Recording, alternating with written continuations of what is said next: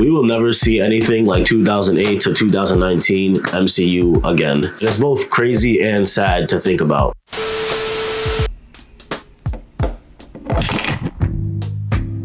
I got a stuffy nose, so my voice sounds a little weird. The MCU is one of those things I feel truly lucky to have witnessed. I'm 21, so I wasn't around to have witnessed Darth Vader becoming Luke's father in theaters, or to watch every movie trying to be like The Matrix after The Matrix came out. And I just barely experienced the Harry Potter hype when it was coming out. And I didn't see the development of music genres like rap in the 90s, or even some sports like basketball in the 90s, which is also why I'm so grateful for series like Dune. This isn't one of those rise and fall of the MCU videos.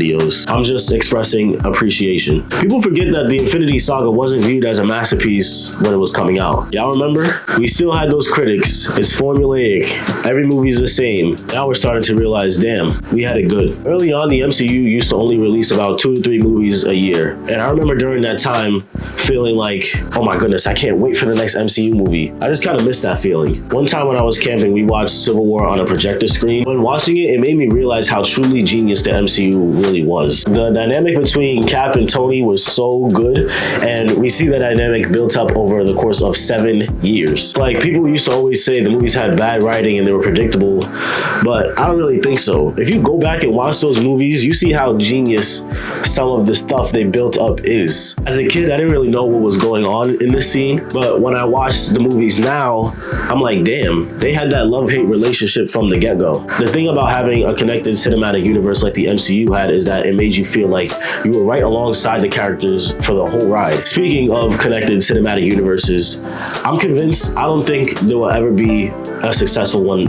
ever again. At least not for a long time. I feel like the only thing that ever maybe had a chance was, of course, Marvel's biggest rival, DC, but now I think it's a little too late. And speaking of DC, Cosmonaut Variety Hour explained it perfectly. DC's characters, at least on the big screen, just aren't relatable enough. At least not as relatable as Marvel's on the big screen. I don't know where I heard this, but I heard DC described as gods trying to be humans and Marvel is humans trying to be gods. Obviously, this isn't a true general statement for all the characters, because following that logic, Batman should be a Marvel character. But I do think that reason is why Marvel translates better to the big screen. I think in people's minds, DC is more of the corny traditional superheroes, tights and capes, while Marvel has characters like Spider-Man, who was created to be like the average person, or the X-Men who represent diversity. I wish I had proof, but I was one of the people that said the MCU should have ended after Endgame. I just feel like all good things must come to an end, and I just knew how things worked. Something or someone was gonna ruin it. It was inevitable. I know I said this isn't a rise and fall video, but I just think where the MCU went wrong is trying to make us care for every single character. The MCU was starting to become similar to the comics, having a billion stories, a billion writers, and a billion different things to engage in.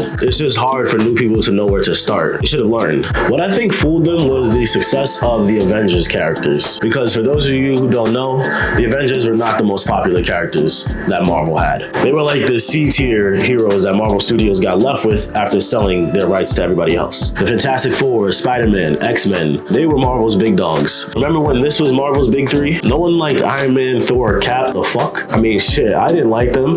Best believe I skipped right over them when playing Ultimate Alliance. But again, look what the MCU did to these characters that weren't as popular. Now I love Captain America, but before the MCU I was like, he's kind of corny. But I mean, there may be some hope. Apparently Bob Iger canceled a shit ton of projects, thank God, and he wants Disney to focus on storytelling again, not the messages. Y'all stay up and stay healthy.